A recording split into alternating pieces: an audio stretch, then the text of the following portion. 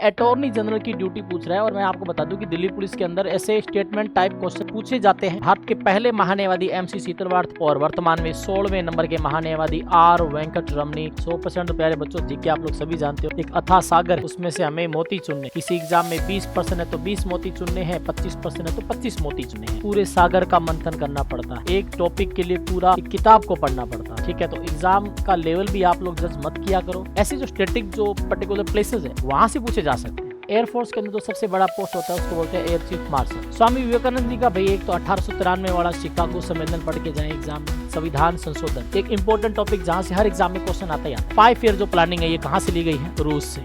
जय हिंद दोस्तों, स्वागत है एक बार फिर से आप सभी का ज्ञान विहार के डिजिटल प्लेटफॉर्म पे। मैं सतीश कुमार आप सभी का बहुत बहुत स्वागत करता हूँ। प्यारे बच्चों, अब हमारे पास लगभग 1 महीने से भी कम का समय बाकी है। दिल्ली पुलिस कांस्टेबल भर्ती परीक्षा 2025 की तैयारी करने वाले तमाम बच्चों को मैं यही कहना चाहूँगा कि इस समय आप लोगों ने जितना पढ़ लिया है उसको रिवाइज़ करें। जितने ज़्यादा हो सके उतने टेस्ट लगाइए, मॉक लगाइए, तभी आप लोग अपनी तैयारी को है अच्छे तरीके से परख पाएंगे। नया अभी आप लोग कुछ ना पढ़े। जो बच्चे ने पहली बार जो बच्चा पढ़ रहा है वो भले ही प्यारे बच्चों 5-6 घंटे अगर वो ऑफलाइन पढ़ रहा है या ऑनलाइन पढ़ रहा है, जो थ्योरी पे काम कर रहा है, उसके अलावा भी उसके पास काफ़ी टाइम है कि वो मॉक दे सकता है, जिससे वो अपनी तैयारी का मूल्यांकन कर सकता है। तो प्यारे बच्चों, हम लोग बात करने जा रहे हैं आज हमारे T20 सीरीज़ की सेकंड क्लास की पहली क्लास। जिन बच्चों ने नहीं देखी है वो ज़रूर देखें। और मैंने आप लोगों से वायदा किया है कि भाई दिल्ली पुलिस के एग्ज़ाम से पहले 20 क्लास से जिसमें टॉप 20 क्वेश्चंस प्यारे बच्चों सभी सब्जेक्ट्स को मिला करके आप लोगों के लिए मैं लेके आऊँगा। और उसके अलावा करंट अफेयर और ओवरऑल सब्जेक्ट्स की एक महा मैराथन क्लास प्यारे बच्चों आप लोगों के लिए दिल्ली पुलिस के एग्जाम से पहले मैं लेके आऊँगा। और जो बच्चा सीरियसली अपने दिल्ली पुलिस कांस्टेबल के थ्रू अपनी वर्दी के सपने को साकार करना चाहता है प्यारे बच्चों, उन क्लासेस को जरूर देखें। तो प्यारे बच्चों चलिए चलते हैं आज के हमारे दूसरे डे 2 का जो सेशन है टॉप 20 सीरीज़ का। पहला क्वेश्चन प्यारे बच्चों आप लोगों के सामने आया है कि निम्नलिखित में से कौन सा भारत के महान्यायवादी का एक कर्तव्य है। ठीक है, तो यहाँ एक जो स्टेटमेंट आया है अटॉर्नी जनरल की ड्यूटी पूछ रहा है और मैं आपको बता दूं कि दिल्ली पुलिस के अंदर ऐसे स्टेटमेंट टाइप क्वेश्चन पूछे जाते हैं। और अगर आप लोगों को महान्यायवादी टॉपिक से संबंधित पूरी थ्योरी और प्यारे बच्चों उसके MCQs को अच्छे तरीके से कवर करना है तो आप लोगों के लिए ज्ञान विहार SSC के YouTube चैनल पे मैंने उस क्लास को कम्प्लीटली डाला है। आप लोग थ्योरी और मॉक जो है उससे संबंधित सारे के सारे एक ही क्लास पे आप महान्यायवादी से संबंधित सारे टॉपिक्स कवर कर जाएंगे। ठीक है, तो सबसे पहले तो आप लोगों को ये पता होना चाहिए ये जो टॉपिक आप लोगों के सामने आया है महान्यायवादी, ठीक है, अटॉर्नी जनरल बोलते हैं इसको, इंग्लिश में क्या बोलते हैं? Attorney general. ठीक है प्यारे बच्चों, ये होता कौन है? ये भारत सरकार का प्रथम विधि अधिकारी होता है। और कौन से आर्टिकल में आता है? ये आर्टिकल 76 में आता है। आर्टिकल 76(1) में इसकी क्या है? 76(1) में इसकी अपॉइंटमेंट है। क्या है? नियुक्ति कौन करेगा? राष्ट्रपति करेगा। ठीक है, केंद्र सरकार की सलाह से। ये भारत सरकार का प्यारे बच्चों लीगल एडवाइजर होता है। केंद्र सरकार को कानूनी मामलों में सलाह देता है। अगर केंद्र सरकार के खिलाफ कोई राज्य सरकार केस ठोक देती है तो भाई उस केस के लिए कोई मंत्री या कोई प्रधानमंत्री जी खुद नहीं जाएंगे कोर्ट में। केंद्र सरकार अपने लिए एक लॉ ऑफिसर अपॉइंट करके रखती है, यानी कि सरल भाषा में कहूं तो केंद्र सरकार का वकील। अटॉर्नी जनरल सेंट्रल गवर्नमेंट का एडवोकेट होता है। ठीक है, जो आर्टिकल 76 भारतीय संविधान का उस आर्टिकल के अंदर भाई इस पद का उल्लेख है। और प्यारे बच्चों अटॉर्नी जनरल ब्रिटेन के संविधान से लिया गया है। ब्रिटेन में महान्यायवादी को लॉ मिनिस्टर कहा जाता है, जबकि भारत में लॉ मिनिस्टर एक अलग से पोस्ट भी है। और प्यारे बच्चों अटॉर्नी जनरल भारत सरकार का जो वर्तमान में R वेंकट रमनी भारत के महान्यायवादी है। प्यारे बच्चों पहले भारत के महान्यायवादी MC शीतलवार्थ थे। ठीक है, अब यहाँ देखो भाई क्या पूछ रहा है कि इसका ड्यूटी कौन सा है? इंटरनेशनल जो इंस्टीट्यूट में है भारत का रिप्रेजेंटेशन करना, भारत को रिप्रेजेंट करना, या कानूनी मामलों में भारत सरकार को सलाह देना। ये 2 नंबर ऑप्शन भाई प्यारे बच्चों ये क्या पूछ रहे हैं? कर्तव्य है। एक तो ये कर्तव्य है, बिल्कुल सही है। ये कर्तव्य नहीं है इनका, इंटरनेशनल संस्थाओं में भारत का प्रतिनिधित्व नहीं करते। राज्य सरकार को सलाह देना, राज्य सरकार को सलाह देने का काम इनका नहीं है भाई। राज्य सरकार को अगर कानूनी मामलों में सलाह देनी है तो उसके लिए एक पोस्ट आती है एडवोकेट जनरल, महाधिवक्ता, जो आर्टिकल 165 में आती है। ठीक है प्यारे बच्चों, और जो अटॉर्नी जनरल होता है प्यारे बच्चों आर्टिकल 88 में अटॉर्नी जनरल के पावर्स एंड राइट्स के बारे में बताया गया है। ठीक है, अधिकार और शक्तियों के बारे में उसका वर्णन किया गया है। प्यारे बच्चों 3 आर्टिकल 76 में महान्यायवादियों का, 76(1) में उसकी अपॉइंटमेंट है और इसकी जो प्यारे बच्चों सैलरी होती है वो सुप्रीम कोर्ट के जजेस के बराबर होती है, राष्ट्रपति डिसाइड करता है। और प्यारे बच्चों इसको जो योग्यता है वह भारत का नागरिक हो और सुप्रीम कोर्ट में जज बनने की योग्यता रखता हो, ये सब इसकी क्वालिफिकेशन के अंतर्गत आता है। और उच्चतम न्यायालय में न्यायाधीश के रूप में काम करना नहीं करता भाई, वो किसी एक प्रकार से भारत सरकार का कानूनी मामलों में सलाह देता है, ठीक है। ये सुप्रीम कोर्ट जज के रूप में काम नहीं करता। हालांकि अटॉर्नी जनरल उसी को बनाया जाता है जो सुप्रीम कोर्ट में जज बनने की क्वालिफिकेशन को पूरा करता हो, ठीक है प्यारे बच्चों। तो अब यहाँ अन्य जानकारी आप लोग देख दीजिए। कानूनी मामलों पे भारत सरकार को सलाह देना हमारा आंसर हो गया। और आर्टिकल 76 में इस पोस्ट के बारे में बताया गया है। इसकी अपॉइंटमेंट आर्टिकल 76 सेक्शन 1 में है, जो मैंने आपको बता दिया, ठीक है। और महान्यायवादी राष्ट्रपति के प्रसाद पर्यंत अपना पद ग्रहण करते हैं। भी राष्ट्रपति की प्रसाद पर्यंत का मतलब है जब तक केंद्र सरकार चाहेगी राष्ट्रपति अपने पद पे है, राष्ट्रपति की इच्छा था कि अपने पद पे रहेगा, राष्ट्रपति जी इनको हटा सकते हैं, ठीक है। महान्यायवादी भारत का प्रथम विधि अधिकारी होता है, ठीक है। कर्तव्य में क्या है, भारत सरकार से संबंधित मामलों को लेकर सुप्रीम कोर्ट में सरकार की ओर से पेश होना, कानूनी मामलों में सरकार को सलाह देना, ये इसका सेकंड कर्तव्य है। और भारत के पहले महान्यायवादी MC सीतलवाड़ थे प्यारे बच्चों, और वर्तमान में 16वें नंबर के महान्यायवादी R वेंकट रमनी, अक्टूबर 2022 से।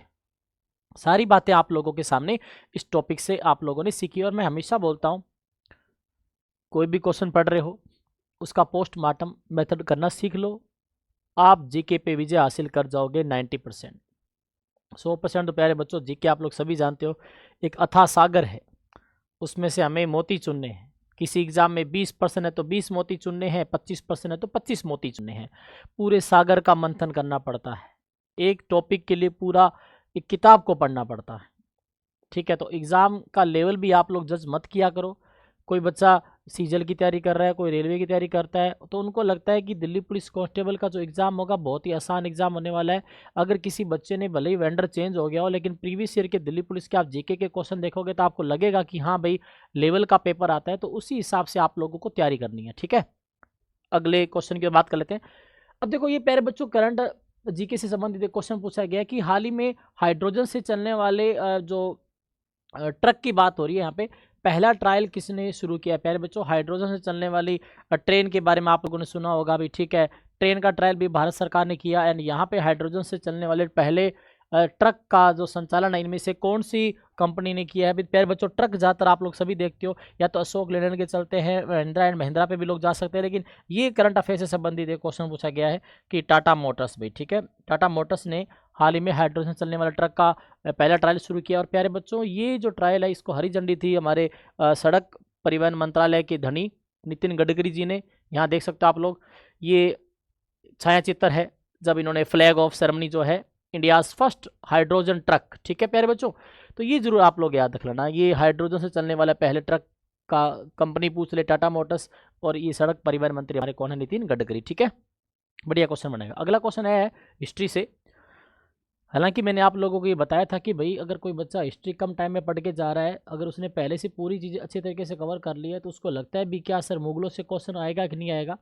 तो मैंने आपको बोला कि अगर आप नहीं पढ़ के जाओगे तो भी प्यारे बच्चों कोई दिक्कत नहीं होने वाली, ठीक है। अगर किसी को लगता है कि थोड़ा बहुत देख के जाना है तो एटलीस्ट जो स्टैटिक पोर्शन है ना वो जरूर देख के जाओ, ठीक है। तो ये स्टैटिक जीके से एक संबंधित एक पोर्शन पूछा गया कि अकबर ने कौन से संत के सम्मान में फतेहपुर सीकरी जो है बनाया था, ठीक है। तो प्यारे बच्चों फतेहपुर सीकरी में जो शेख सलीम जी जो चिश्ती है इनकी दरगाह है, ठीक है।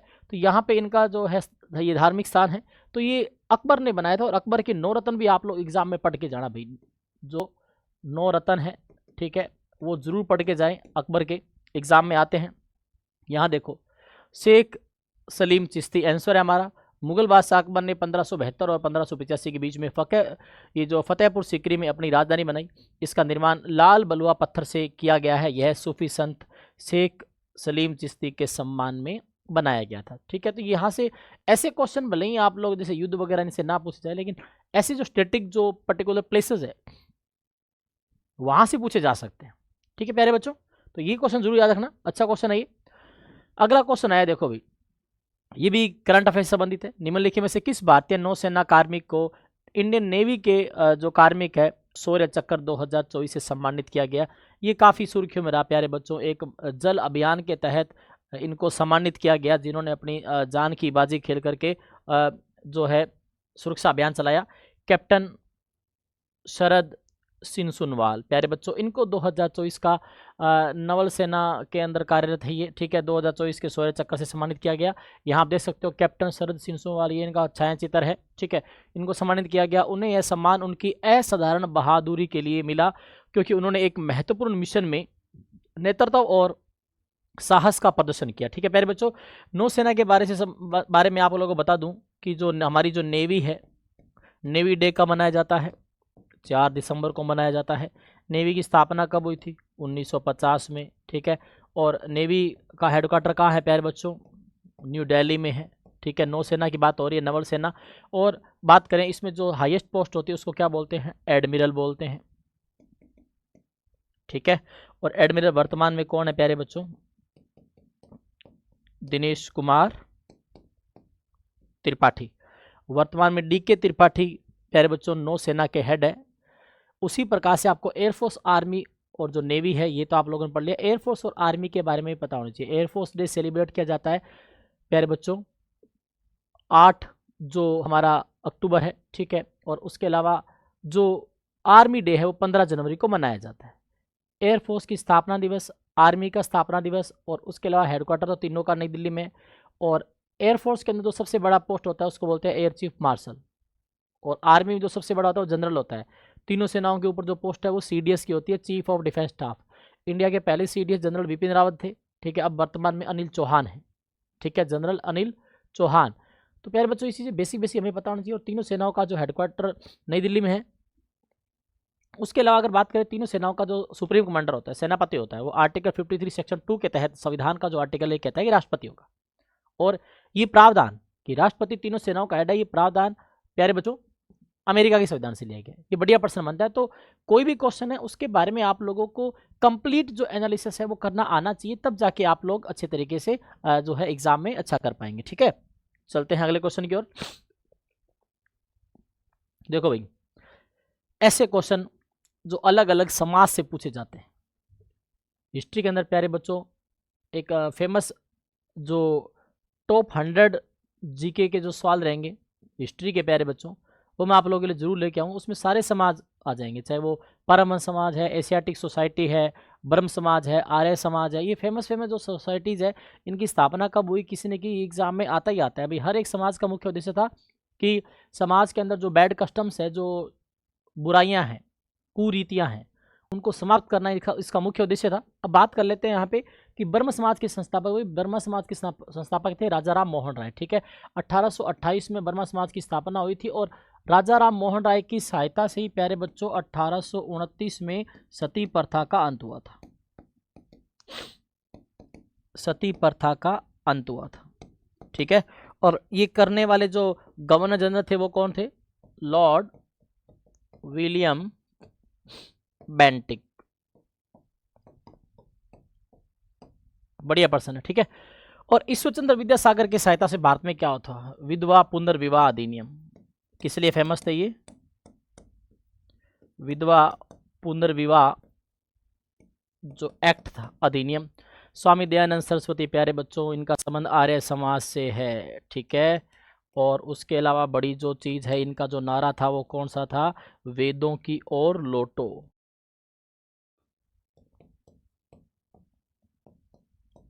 ठीक है। स्वामी विवेकानंद जी का भाई एक तो 1893 वाला शिकागो सम्मेलन पढ़ के जाएं एग्जाम में, ठीक है। कौन से सम्मेलन में भाग लिया? शिकागो, अमेरिका का शहर है, ठीक है। 1893 में वर्ल्ड जो धर्म सम्मेलन था उसके अंदर पार्टिसिपेट किया इन्होंने, ठीक है। वर्ल्ड हिंदू धर्म सम्मेलन में भाग लिया। और उसके पश्चात हम बात करें कि इस धर्म सम्मेलन में भाग लेने के उपरांत प्यारे बच्चों ये जो भारतीय जो संस्कृति है उस पर इन्होंने स्पीच दिया था। समस्त अमेरिकी जो भाई बहन हैं, वहाँ जो लोग थे, उन्होंने खड़े होकर के तालियों से इनको स्वागत किया था। और स्वामी विवेकानंद जी ने कहा था कि भाई जितना बड़ा संघर्ष होगा जीत उतनी बड़ी होगी, और जितना छोटा संघर्ष होगा तो कहीं लिखा आता है कि जीत छोटी होगी, बट मेरी नज़र में जीत होगी नहीं। संघर्ष बड़ा ही होना चाहिए। और उठो जागो और तब तक मत रुको जब तक लक्ष्य की प्राप्ति नहीं हो जाए। इतनी शानदार लाइनें भाई इन्होंने खुद के लिए थोड़ी लिखी थी, आने वाली पीढ़ी के लिए लिखी थी। और ये जो पीढ़ी है, आप जो लोग हो, इन्हें इस चीज़ का अनुपालन करना चाहिए भी। ठीक है प्यारे बच्चों, तो ये जो महान महान जो लोग हैं, इन्होंने समाज के अंदर बहुत सारे संदेश दिए, अगर लोग इनको फॉलो करें। ठीक है, तो यहाँ देख सकते हो ब्रह्म समाज के संस्थापक राजा राम मोहन राय थे, उन्होंने 1828 में समाज की स्थापना की थी। ठीक है, अगला क्वेश्चन आया, ये देखो इंपॉर्टेंट डेज। भाई 20 क्वेश्चन जो है, आप लोगों को मैं क्या संदेश देना चाहता हूँ 20 क्वेश्चनों के माध्यम से, वो अलग अलग सेक्टर, वो अलग अलग फील्ड जहाँ से क्वेश्चन पूछे जाने की प्रबल संभावना है आपके दिल्ली पुलिस के एग्जाम के अंदर, वो टॉपिक्स जहाँ से क्वेश्चन पूछे जा सकते हैं प्यारे बच्चों। अभी तो स्टैटिक जीके के टॉपिक्स बहुत सारे मैं शामिल करने वाला हूँ आप लोगों के लिए, क्योंकि मेरे को लग रहा है कि इस बार वहाँ से बड़ा रेशो पूछा जाने वाला है। ठीक है, ये कौन सा पूछ रहा है, national consumer day, consumer rights day,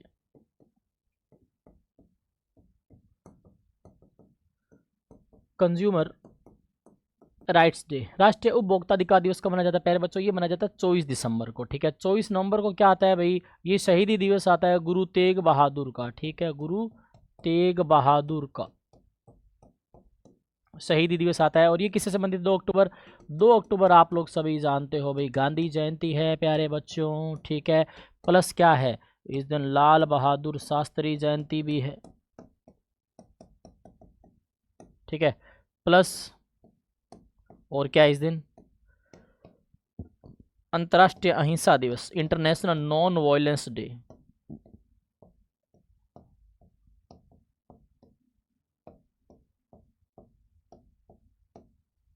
international non violence day भी 2 अक्टूबर को मनाया जाता है। 13 मार्च को भाई, इसमें प्यारे बच्चों वैसे कोई पर्टिकुलर डे नहीं है, लेकिन सेकंड वीक का जो वेडनेसडे होगा ना भाई, सेकंड वीक में इसमें नो स्मोकिंग डे आता है। 2025 की बात करें तो भाई दूसरा ये बुधवार था। ठीक है, 13 मार्च को जो सेकंड बुधवार था, उस दिन भाई प्यारे बच्चों मनाया गया नो स्मोकिंग डे। तो दूसरा जो सप्ताह है उसमें 13 मार्च को, चाहे पर्टिकुलर वैसे देखा जाए कोई भी डे आए, ठीक है, लेकिन उस दिन मनाया जाता है नो स्मोकिंग डे। ठीक है, तो भारत में हर साल राष्ट्रीय उपभोक्ता अधिकार दिवस मनाया जाता है, लेकिन मैं ये क्या कह रहा हूँ भाई, ये तो पर्टिकुलर प्यारे बच्चों 4 डे है।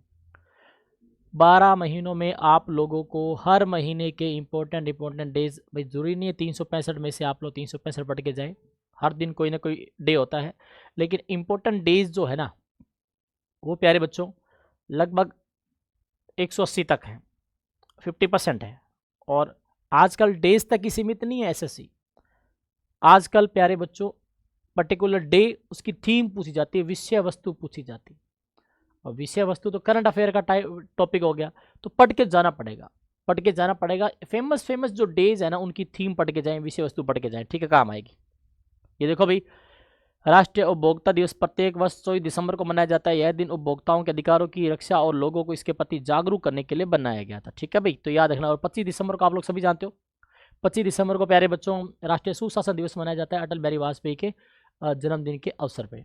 ठीक है, उसी प्रकार दिसंबर में 1 दिसंबर को एड्स दिवस भी आता है, 2 को कंप्यूटर साक्षरता दिवस भी आता है, 3 को ये प्यारे बच्चों डिसेबिलिटी डे भी आता है। ठीक है, और 4 को सुरक्षा दिवस आ जाता है। ठीक है, तो इंपॉर्टेंट 5 को फिर वॉलेंटियर डे आता है, और मर्दा दिवस आ जाता है, झंडा दिवस आ जाता है, 10 दिसंबर को मानवाधिकार दिवस आ जाता है। ठीक है, ये सब हमें पता होना चाहिए, इंपॉर्टेंट डेज।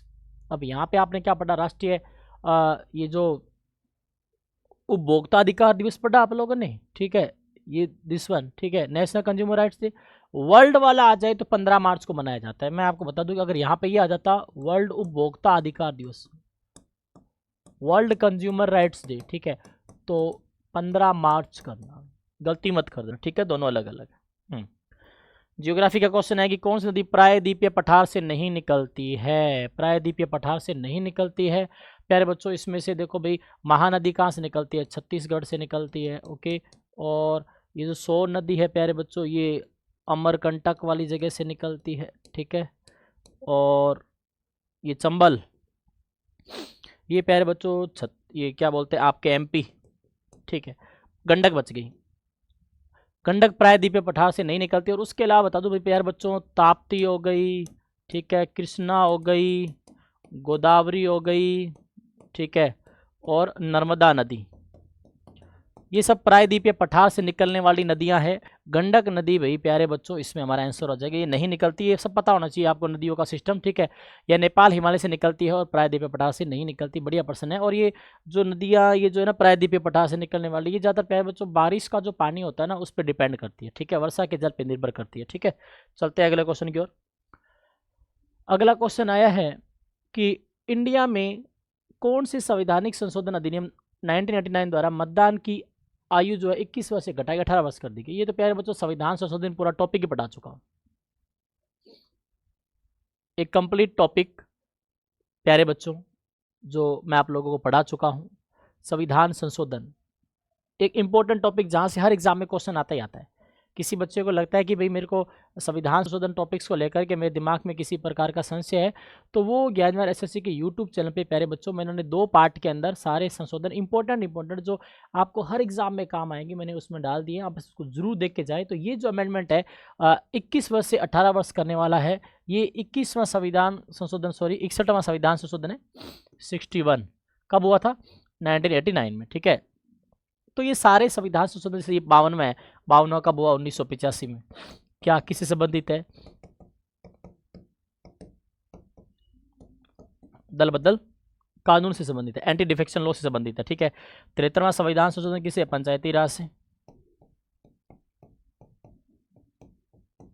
15वां कब हुआ? 1963 में हुआ। 73वां कब हुआ? 1992 में हुआ, ठीक है। 61वां कब हुआ? 1989 में हुआ, ठीक है। तो ये दल बदल कानून जो 10वीं अनुसूची से संबंधित है, 73वां पंचायती राज से संबंधित है। 15वें संविधान संशोधन में क्या हुआ था? हाई कोर्ट के जजेस की रिटायरमेंट एज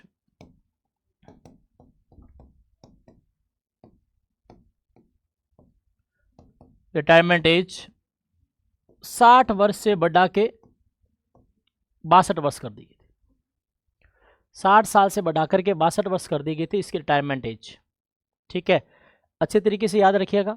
तो 15वां संविधान संशोधन कब हुआ? 1963 में हुआ, और हाईकोर्ट के जज की रिटायरमेंट एज 60 वर्ष से बढ़ा के 62 वर्ष कर दी। बढ़िया प्रश्न। और यहाँ देख सकते हो 61वां संविधान संशोधन 1989 द्वारा जो वोट डालने की उम्र है 21 से घटा के 18 कर दी। प्यारे बच्चों, यह संशोधन लोकसभा और राज्य की विधानसभा के चुनाव में मतदान के लिए आयु सीमा को बदलने के लिए किया गया था। और अभी वर्तमान में प्यारे बच्चों इलेक्शन कमीशन काफ़ी एक्टिव है, लेकिन एक भारत के अंदर एक चीज़ चल रही है भाई, SIR। तो जितने बच्चे आप लोग देख रहे हो, सबसे पहले तो इसका फुल फॉर्म आप लोगों को पता होना चाहिए, स्पेशल इंटेंसिव रिवीजन। लेकिन आप लोग कमेंट बॉक्स में ये कमेंट करके बताना भी SIR क्या है। जो बच्चे देख रहे हैं, अपने जितना भी आप लोग SIR के बारे में जानकारी है उसको आप लोग कमेंट बॉक्स में कमेंट करके जरूर बताना कि व्हाट इज SIR, ठीक है। SIR क्या है? अगला क्वेश्चन है, एटमॉस्फेयर में गैसों के प्रतिशत का सही क्रम क्या है? कि वायुमंडल में गैसों के प्रतिशत का सही क्रम क्या? भाई ज्यादा किस में है, उसके बाद कम किस में, उससे कम किस में, उससे कम किस में, ठीक है। यहाँ देखो भाई, nitrogen, oxygen, organ, carbon dioxide, ये 4 दिए गए हैं। भाई सीधी सी बात है प्यारे बच्चों, सबसे ज्यादा भाई किसका प्रतिशत है? सबसे कम देखो, सबसे पहले तो ये देखो CO2 कार्बन डाइऑक्साइड सबसे कम है, तो सीधी सी बात है सबसे लास्ट वाला ये है ग्रेटर देन, यानी कि से ज्यादा। तो नाइट्रोजन सबसे ज्यादा है, तो मैं नाइट्रोजन पे जा रहा हूँ। एक तो ये है, एक तो ये है। और CO2 वाला प्यारे बच्चों सबसे कम है, तो यहाँ से ऑप्शन से भी आप कट कर सकते हो। तो मैं ऑप्शन ए के साथ जाऊंगा। नाइट्रोजन 78% के आसपास है प्यारे बच्चों। उसके बाद ऑक्सीजन का नंबर है, फिर ऑर्गन एंड कार्बन डाइऑक्साइड। यहाँ तस्वीर के माध्यम से देखो आप लोग, ये नाइट्रोजन है भाई प्यारे बच्चों 78%, ठीक है। और उसके अलावा carbon dioxide and other gases, ठीक है। और ये जो इनर्ट जो गैसेज होती है, ऑर्गन 0.93%, ठीक है। और ऑक्सीजन है 20.95%, ठीक है। ये प्रतिशत भी याद रखना है। वायुमंडल में गैसों का सही क्रम, nitrogen, oxygen, organ and carbon dioxide. तो नाइट्रोजन है 78%, ऑक्सीजन है 20% एंड ऑर्गन है 0.3% और कार्बन डाइऑक्साइड है सबसे कम 0.03%। 0.03%, ठीक है। तो ये सब चीजें आप लोगों को याद रखना। चारों गैसों का जो सही क्रम है, nitrogen, oxygen and organ and उसके बाद है कार्बन डाइऑक्साइड, ठीक है। चलिए अगले क्वेश्चन की ओर। अगला क्वेश्चन है, जलियांवाला बाग हत्याकांड के विरोध परिणाम स्वरूप हुआ। तो भाई देखो प्यारे बच्चों, ये भारत सरकार, ये विनिमय अधिनियम 1773 का है, रेगुलेटिंग एक्ट, ठीक है। पिट्स इंडिया एक्ट 1784 का है। और भारत सरकार अधिनियम तो प्यारे बच्चों आप लोग सभी जानते हो, फेमस कौन सा है? 1935 है, ठीक है। रोलेट एक्ट भाई 1919 भाई 1999, सॉरी 1919। जलियांवाला बाग हत्याकांड भी 1919। ये रोलेट एक्ट क्या है? ठीक है, सबसे पहले इसके बारे में पढ़ते हैं। रोलेट एक्ट, जिसको मैं काला कानून कह दूं, क्रांतिकारी अराजकता अधिनियम कह दूं, जिसके द्वारा भारतीयों ने प्यारे बच्चों, अगर कोई भारतीय किसी क्रांतिकारी गतिविधि में शामिल होता है तो उसको गिरफ्तार कर लिया जाएगा और उसकी गिरफ्तारी का ना उसको कारण बताया जाएगा। ठीक है, कहने का मतलब क्या है कि भारतीयों से इस रॉलेट एक्ट ने, काले कानून ने आत्मरक्षा का अधिकार छीन लिया। जिसको गिरफ्तार किया जाएगा उसको जमानत नहीं मिलेगी, मतलब इसको नो वकील नो दलील वाला कानून भी कहा गया। इस कानून के खिलाफ पंजाब के अमृतसर के जो गोल्डन टेम्पल की बात नहीं कर रहे हम लोग प्यारे बच्चों, पंजाब का जो अमृतसर है उसका जलियांवाला बाग मैदान में लोगों की भीड़ इकट्ठी हुई थी, शांतिपूर्वक प्रदर्शन था, जिसमें आप लोगों ने सुना भी होगा कि भाई जनरल डायर ने निर्दोष लोगों पे गोलियां चला दी थी, जिसे अमृतसर हत्याकांड या जलियांवाला बाग हत्याकांड कहा जाता है। लेकिन वो जलियांवाला बाग हत्याकांड सीधे ही नहीं हुआ था, लोग इकट्ठे हुए थे क्योंकि इस कानून के खिलाफ लोग इकट्ठे हुए थे। लेकिन पंजाब में ऐसा क्यों? क्योंकि पंजाब के दो फेमस जो नेता थे, सत्यपाल डांगे और सैफुद्दीन जी खिचलू, उन्हें गिरफ्तार कर लिया, लोग इकट्ठे हुए। लेकिन जनरल डायर ने प्यारे बच्चों निर्दोष लोगों पे अंधाधुंध गोलियां चलवा दी और गोलियां चलने के परिणाम स्वरूप निर्दोष लोग मारे गए। इस जलियांवाला बाग हत्याकांड के खिलाफ अनेक वकीलों ने वकालत त्याग दी। शंकर नायर ने गवर्नर जनरल की परिषद से इस्तीफा दे दिया। और प्यारे बच्चों, इसके अलावा अगर हम बात करें कि जो महात्मा गांधी जी ने केसर हिंद की उपाधि लौटा दी और आपके रविंद्रनाथ टैगोर ने नाइटहुड की उपाधि लौटा दी, मतलब काफ़ी ज़्यादा ये इसके जो है प्यारे बच्चों प्रभाव देखने को मिले। तो जलियांवाला बाग हत्याकांड 1919 रॉलेट एक्ट के खिलाफ हुआ था, जिसको काला कानून भी बोलते हैं। अगला क्वेश्चन है, निम्नलिखित में से कौन सा भारत का राष्ट्रीय पर्व नहीं है? भाई नेशनल फेस्टिवल ऑफ इंडिया नहीं है। तो प्यारे बच्चों देख लेते हैं, स्वतंत्रता दिवस है भाई, बिल्कुल है, क्योंकि 15 अगस्त को हमारा नेशनल पर्व माना जाता है। ये राष्ट्रीय एकता दिवस, नेशनल यूनिटी डे, ये कब मनाया जाता है? 31 अक्टूबर को मनाया जाता है। ये नहीं है भाई, ठीक है। गांधी जयंती 2 अक्टूबर को है, ये हमारा नेशनल फेस्टिवल है। गणतंत्र दिवस, रिपब्लिक डे 26 जनवरी को आता है, ये हमारा राष्ट्रीय पर्व है। नेशनल यूनिटी डे प्यारे बच्चों ये किससे संबंधित है? एक तो प्यारे बच्चों 31 अक्टूबर को क्या आता है? इंदिरा गांधी की पुण्यतिथि आती है।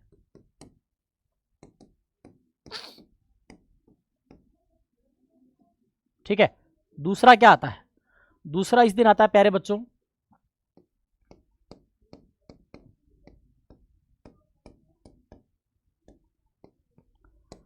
सरदार वल्लभ भाई पटेल की जयंती। वैसे भी सरदार वल्लभ भाई पटेल को भारत का लौह पुरुष कहा जाता है, आयरन मैन ऑफ इंडिया। इन्हीं के परिणाम स्वरूप हमारा देश एक हुआ था प्यारे बच्चों। हमारे देश के इंटीग्रेशन का जो फादर है इन्हीं कहा जाता है, भारत के एकीकरण का जनक कहा जाता है सरदार वल्लभ भाई पटेल को। ठीक है, अगले क्वेश्चन की ओर बात करें, उस पर जाने से पहले देख सकते हो आप लोग, ये सेम बातें जो अभी मैंने बताई, 3 राष्ट्रीय पर्व, स्वतंत्रता दिवस, गांधी जयंती और गणतंत्र दिवस। राष्ट्रीय एकता दिवस सरदार वल्लभ भाई पटेल की जयंती के दिन 31 अक्टूबर को मनाया जाता है। इससे फायदा क्या होता है प्यारे बच्चों? जब क्वेश्चन आप लोगों के सामने आया, मैंने उसको एक्सप्लेन किया, एक्सप्लेन करने के बाद आप लोगों को एक अलग से स्लाइड दिखाई जाती है, जिसमें आप लोगों को फिर से वो दिमाग में स्ट्राइक करती है वो चीज़ कि हाँ जो मास्टर ने बताया वो आप लोगों के सामने फिर से आ गया। ठीक है भाई, चलते हैं प्यारे बच्चों अगले क्वेश्चन की ओर। लो भाई, भारत के राष्ट्रीय प्रतीक पे उल्लेखित सत्यमेव जयते, प्यारे बच्चों सत्य की हमेशा विजय होती है। ये सत्यमेव जयते कौन से उपनिषद से लिया गया है प्यारे बच्चों? ये लिया गया है मुंडको उपनिषद से। ठीक है, मुंडको उपनिषद से लिया गया प्यारे बच्चों, क्योंकि उपनिषद हमारे संविधान में कितने हैं? 108। और उपनिषद का अर्थ क्या होता है? उपनिषद का अर्थ ये होता है गुरु के समीप बैठकर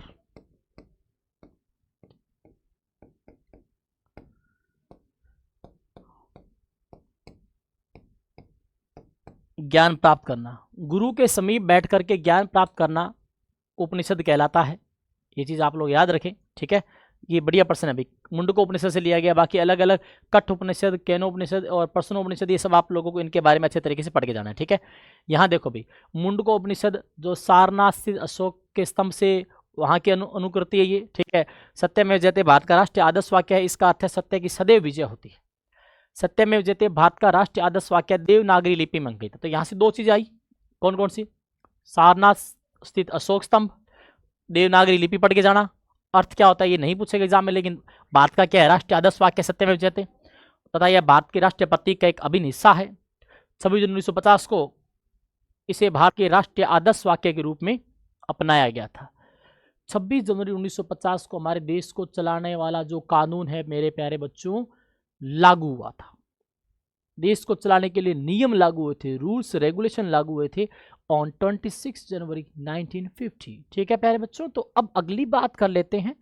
अगली बात है अभी पवनों का देश कहे जाने वाले देश की पहचान करो। कर देते हैं भाई। देखो पवनों का देश क्यों कहा जाता है? अभी जहां पे पवन ऊर्जा का सबसे ज्यादा प्रतिशत है, इस वजह से एक देश को पवनों का देश कहा जाता है।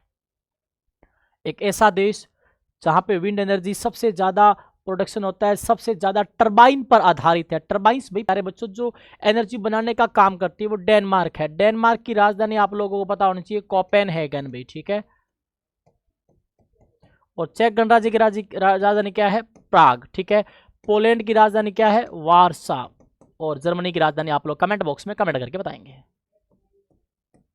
कमेंट करें भाई। ठीक है, ओके। जर्मनी में आ रहा है मनी, और मनी के लिए लोग क्या कर सकते हैं, ये आपके जो आप आंसर बताओगे उसमें ट्रिक मिलेगी आप लोगों को। ठीक है, तो ये चीज आप लोग याद रखें। पवनों का देश डेनमार्क को कहा जाता है। बाकियों को क्या कहा जाता है ये भी मैं बताना चाहूंगा। देखो ये तो हो गया डेनमार्क। तो यूक्रेन है ना, यूक्रेन को वर्ल्ड का अन्न भंडार और रोटी की जो डलियां कहा जाता है। इटली को यूरोप का भारत कहा जाता है। फिनलैंड को झीलों का देश कहा जाता है। स्विट्जरलैंड को यूरोप का खेल का मैदान कहा जाता है। और फ्रांस को लघु यूरोप कहा जाता है। Small Europe is France and खेल का मैदान of Europe is Switzerland. And also प्यारे बच्चों यूक्रेन को कहा जाता है, ये स्टैटिक जीके में आता है, स्टैटिक जीके में आता है। ठीक है, तो यूक्रेन को वर्ल्ड का अन्न भंडार या रोटी की डलियां कहा जाता है। इटली को यूरोप का भारत कहा जाता है। फिनलैंड को झीलों का देश कहा जाता है। स्विट्जरलैंड को यूरोप का खेल का मैदान कहा जाता है। फ्रांस को लघु यूरोप कहा जाता है। ये एग्जाम के पॉइंट ऑफ व्यू से अति महत्वपूर्ण चीज है मेरे प्यारे बच्चों, तो यहां आप लोगों को याद रखना है। ठीक है, अगला क्वेश्चन है कि election commission of India is, Bharat का चुनाव आयोग एक कैसी संस्था है भी? क्या संवैधानिक संस्था है, कार्यपालिका निकाय है, सांविधिक है, कानून संसद द्वारा बनाए गए कानून के द्वारा बनाई गई है, या न्यायिक निकाय है? प्यारे बच्चों सभी लोग जानते हैं संवैधानिक निकाय एक कॉन्स्टिट्यूशन बॉडी है। इलेक्शन कमीशन ऑफ इंडिया ये आपके आर्टिकल 324 से 329 में आते हैं। और प्यारे बच्चों इनका जो भाग है वो कौन सा है? भाग है आपका 15। इलेक्शन कमीशन का काम क्या है? स्वतंत्र रूप से, स्वतंत्र प्लस निष्पक्ष रूप से भारत में चुनाव करवाना।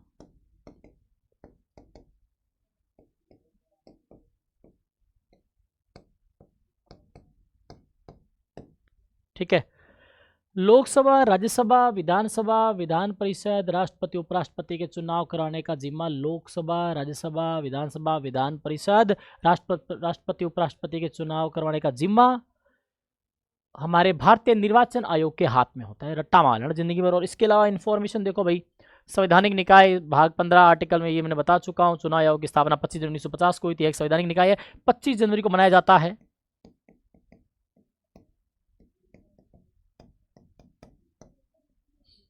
राष्ट्रीय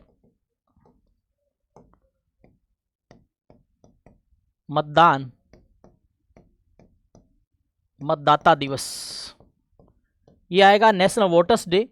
ठीक है, मतदान नहीं लिखाएगा लेकिन फिर भी बच्चों को कन्फ्यूजन करने के लिए मतदान दिवस लिख सकता है, नेशनल वोटर्स डे। राष्ट्रीय मतदाता दिवस कब मनाया जाता है प्यारे बच्चों? राष्ट्रीय मतदाता दिवस मनाया जाता है 25 जनवरी को, क्योंकि इस दिन हमारे इलेक्शन कमीशन ऑफ इंडिया की स्थापना हुई थी। वर्तमान में जो chief election commissioner of India है वो ज्ञानेश कुमार है। ठीक है, बढ़िया प्रश्न है। अगला क्वेश्चन आया, भारतीय पुरातत्व जो है उसका जनक किसे कहा जाता है? Archaeological survey of India. Archaeological survey of India प्यारे बच्चों ASI की बात हो रही है, जिसका काम क्या है भाई? जो प्यारे बच्चों एक्सकेवेशन जो होता है, उत्खनन जो होता है, ये जो प्राचीन जो हमारे इतिहास के अंदर जो भी जो सभ्यताएं हैं प्यारे बच्चों, उनसे संबंधित जो खोज, विश्लेषण, एनालिसिस, रिसर्च करने का काम ASI के हाथ में है। ASI का जो फादर है वो कहा जाता है अलेक्जेंडर कनिंघम को। भारतीय पुरातत्व विभाग की स्थापना कब हुई थी? 1861 के अंदर हुई थी भी। ठीक है, अंग्रेजों के ज़माने में। और इस समय भारत का वायसराय कौन था? वो लॉर्ड कैनिंग था। किसके ज़माने में? लॉर्ड कैनिंग के समय में। ठीक है, बढ़िया प्रश्न याद रखना भाई। हाँ, अलेक्जेंडर कनिंघम को भारतीय पुरातत्व का जो विभाग है उसका जनक कहा जाता है। अलेक्जेंडर कनिंघम 1861 में भारतीय पुरातत्व सर्वेक्षण ASI की स्थापना की और ये इसके पहले महानिदेशक भी बने, पहले जनरल डायरेक्टर ये भी है। ठीक है, अगला क्वेश्चन है, निम्न में से किस पंचवर्षीय योजना को पहली बार गरीबी उन्मूलन के लिए जो है इसका जो टारगेट था पॉवर्टी को एबोलिश करना था, और गरीबी हटाओ का नारा 1971 में इंदिरा गांधी की सरकार के द्वारा भी दिया गया था। ठीक है, गरीबी हटाओ इंदिरा गांधी जी का नारा था। ठीक है, अब ये जो गरीबी हटाओ वाला जो है ना, ये भाई 5वीं पंचवर्षीय योजना का ये मुद्दा था। और मैं बताना चाहूँगा ये जो 5 ईयर जो प्लानिंग है ये कहाँ से ली गई है, रूस से। ठीक है, रूस में इसकी जो शुरुआत है 1928 में हुई थी। ठीक है, भारत में पंचवर्षीय योजना रूस के संविधान से ली गई है प्यारे बच्चों। अभी तक जो पहली पंचवर्षीय योजना थी वो 1951 से 56, ठीक है, दूसरी 56 से 61 प्यारे बच्चों। ठीक है, आगे 19 लगाते रहना आप, और तीसरी चलो मैं लगा देता हूँ 1961 से 1966, और इसके बाद योजना अवकाश आता है, प्लानिंग हॉलिडे आता है, और फिर उसके बाद चौथी जो आती है 1969 से 1974, और 5वीं जो है 1974 से 1979। ठीक है, तो 5वीं पंचवर्षीय योजना का मुख्य उद्देश्य था कि भाई गरीबी हटाओ का ये जो है उन्मूलन पे केंद्रित थी। ठीक है, गरीबी हटाओ का नारा 5वीं पंचवर्षीय योजना में दिया गया, और नारा तत्कालीन प्रधानमंत्री इंदिरा गांधी ने दिया था। ये हम लोग बात कर चुके हैं। अगला क्वेश्चन बहुत अच्छा क्वेश्चन है प्यारे बच्चों, भारतीय ध्वज संहिता के अनुसार राष्ट्रीय ध्वज की चौड़ाई और लंबाई का अनुपात क्या होगा।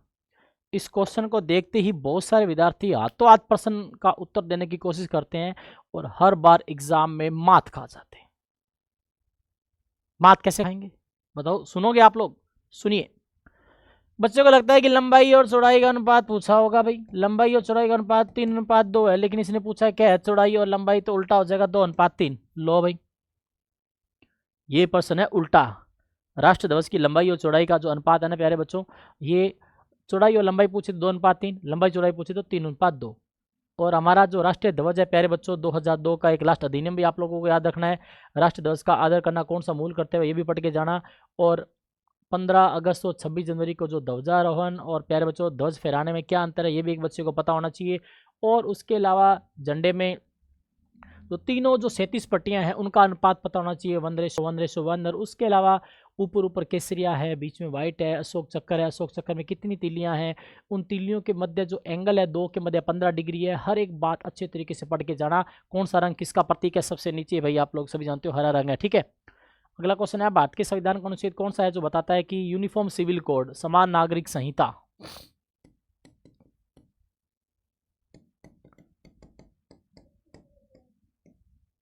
यूनिफॉर्म सिविल कोड, ठीक है प्यारे बच्चों, अनुच्छेद 44 का पार्ट है। ठीक है, अनुच्छेद 44, ये चारों के चारों आर्टिकल राज्य के नीति निदेशक तथा DPSP में आते हैं प्यारे बच्चों, आर्टिकल 36 से 51। ठीक है, राज्य के नीति निदेशक जो होता था ये कहाँ से लिए गए, ये आयरलैंड के संविधान से लिए गए, जिनका मुख्य उद्देश्य क्या है, लोक कल्याणकारी राज्य की स्थापना करना, आयरलैंड के संविधान से। आर्टिकल 44 आता है कि सभी पूरे देश के अंदर एक देश एक कानून का राज हो। ठीक है, समान नागरिक संहिता मतलब सभी नागरिकों के लिए एक समान कानून। हालांकि भारत में सबसे पहले गोवा में लागू था, फिर उत्तराखंड ने हरी झंडी दी है, फिर महाराष्ट्र और गुजरात अभी सोच रहा है। ठीक है, तो ये कुछ राज्य है जहाँ पे यूनिफॉर्म सिविल कोड लागू है। और प्यारे बच्चों सबसे अच्छा कानून अगर ये लागू हो जाता है तो, लेकिन ये सरकार के लिए अभी सरदर्दी बना हुआ है, कोर्ट के लिए भी सरदर्दी बना हुआ है। 49 में क्या है, आर्टिकल 49 में है कि ऐतिहासिक स्मारकों का संरक्षण, प्रोटेक्शन ऑफ हिस्टोरिकल प्लेसेस। 40 में ग्राम पंचायतों का गठन है, ग्राम पंचायतों का मुख्य उद्देश्य क्या है, गांव का विकास करना, इसे गांधी जी का आर्टिकल भी कहा जाता है। और 42 क्या है, काम की न्याय संगत और प्रसूति सहायता और माता अवकाश से संबंधित। ठीक है, अगला क्वेश्चन है, किस राजपूत शासक ने 1191 ईस्वी में AD मतलब एनोडोमी, ठीक है, में तराइन के प्रथम युद्ध में मोहम्मद गोरी को हराया था। भाई प्यारे बच्चों तराइन के 2 बड़े युद्ध तो आप लोगों को याद रखने हैं। तराइन का प्रथम युद्ध 1191 में, और इसका सेकंड जो युद्ध है ना, सेकंड वाला, वो 1192 में है। इन दोनों का जो युद्ध है ना ये प्यारे बच्चों, एक तो ये पृथ्वीराज चौहान जी और मोहम्मद गोरी के बीच में है। तो बस आपको याद क्या रखना है, ठीक है, मोहम्मद गोरी को हराया था पृथ्वीराज चौहान ने। पहला जीता था पृथ्वीराज जी चौहान, ठीक है, दूसरा जीता था गोरी। सेकंड का विनर गोरी, पहले का पृथ्वीराज जी। ठीक है, उसके बाद आप लोग सभी जानते हो कि जो कुतुबुद्दीन ऐबक था मोहम्मद गोरी का गुलाम था, और उसने दिल्ली सल्तनत की नींव रख दी थी। ठीक है, और दिल्ली सल्तनत में 5 वंशों ने राज किया, गुलाम वंश, खिलजी वंश, तुगलक वंश, सैयद वंश, लोधी वंश। ठीक है, ये सब आपको पता होना चाहिए। ठीक है, तो ये देख सकते हो आप लोग, तराइन का प्रथम युद्ध और दूसरे युद्ध दोनों में आप लोगों के सामने। ठीक है, लास्ट क्वेश्चन है, पेचिस और मलेरिया जैसी बीमारियां किसके द्वारा होती है। देखो भाई, एग्जाम में जाने से पहले आप लोग ये बैक्टीरिया वाली, वायरस वाली और ये फंगल वाली और प्रोटोजोआ, इन चारों से संबंधित सारी बीमारियां पढ़ के जानी, सारी की सारी।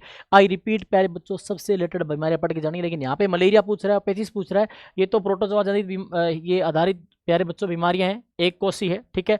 विस्तृत जानकारी देखो, पेचिस और मलेरिया जैसी बीमारियां प्रोटोजोआ नामक सूक्ष्म जीवों के कारण होती है। मलेरिया के लिए प्लाज्मोडियम, प्लाज्मोडियम प्रोटोजोआ, ये नाम याद रखना। मलेरिया के लिए कौन सा जिम्मेवार है?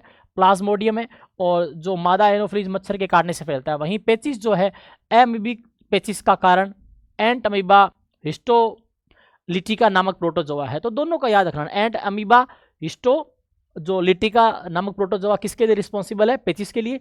And Plasmodium protozoa is responsible for malaria. तो प्यारे बच्चों, आज हमारा पार्ट 2 टॉप 20 क्वेश्चन, विद्यार्थियों 40 मिनट की ये क्लास, इन 20 क्वेश्चनों में मैंने लगभग आप लोगों को 60 से 65 क्वेश्चन मिनिमम बता रहा हूं। ओवरऑल अगर आप लोग डेटा एनालिसिस करोगे हर एक क्वेश्चन समेत, तो आप लोगों को 60 क्वेश्चन मिल जाएंगे। उसी प्रकार से 20 क्वेश्चनों की जो क्लास है, टोटल 20 क्लासें हैं, एक में अगर मिनिमम 60 बातें भी सीखते हो तो प्यारे बच्चों लगभग 1000-1200 बातें कम से कम आप सीख जाओगे। वो 1000-1200 क्वेश्चन होंगे जो आपकी सरकारी नौकरी के वर्दी के सपने को पूरा करने में बहुत बड़ा एक योगदान होगा। तो प्यारे बच्चों, अगली क्लास मिलेगी आपको एक दिन के ब्रेक के बाद, ठीक है।